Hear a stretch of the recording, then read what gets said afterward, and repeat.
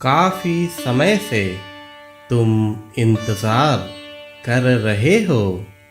तुमने काफी समय से सबूरी रखा है, लेकिन मेरे प्रति तुम्हारे श्रद्धा में कोई भी कमी नहीं आई है, बल्कि दिन प्रतिदिन तुम्हारा भाव मेरे प्रति गहरा होता जा रहा है।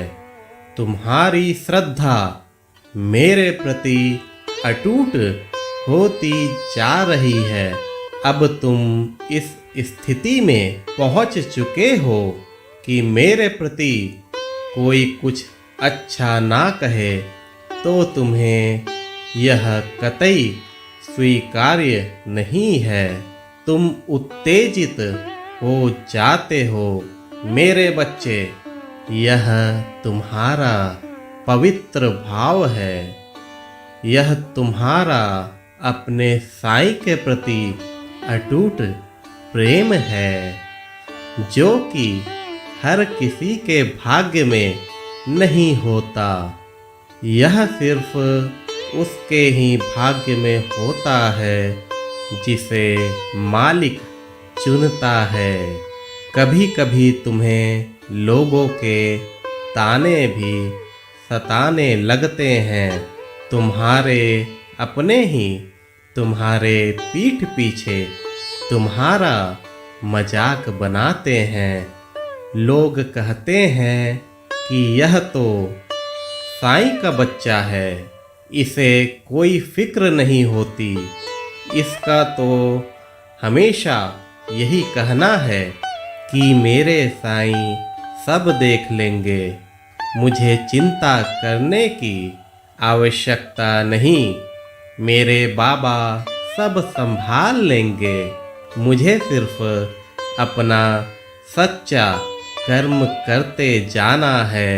आगे मेरे बाबा ही मेरे मालिक हैं। अभी तक बाबा ही मेरी हर चीज की पूर्ति कर रहे हैं।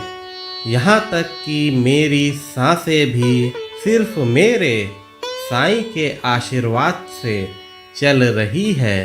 मेरा सब कुछ मेरा साईं है।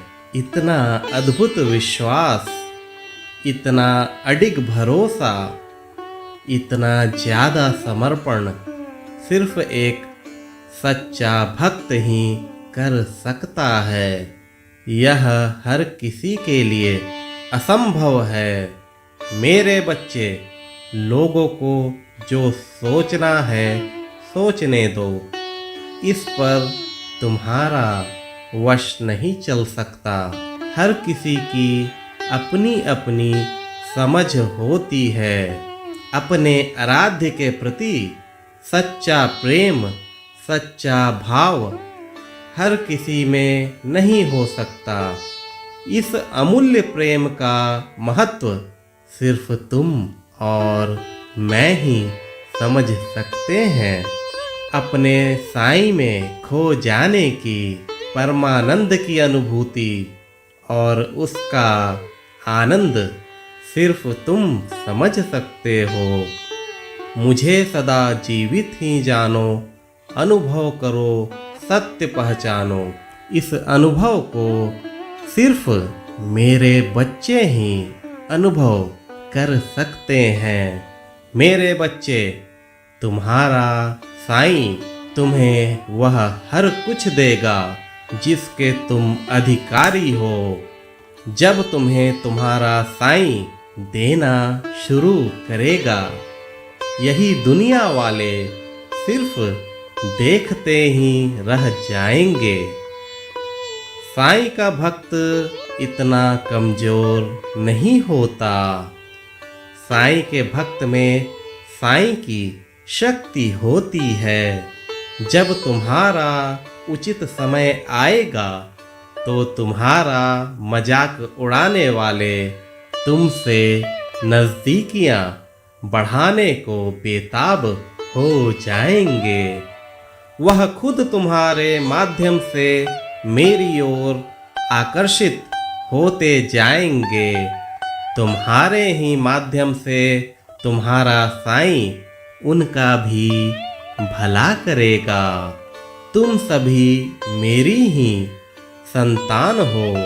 कुछ को यह अनुभूति हो जाती है और कुछ लोगों को थोड़ी देर में होती है।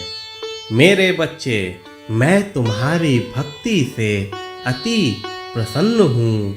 तुम्हारे भविष्य को संवारने के लिए मैंने तैयारियां शुरू कर दी है।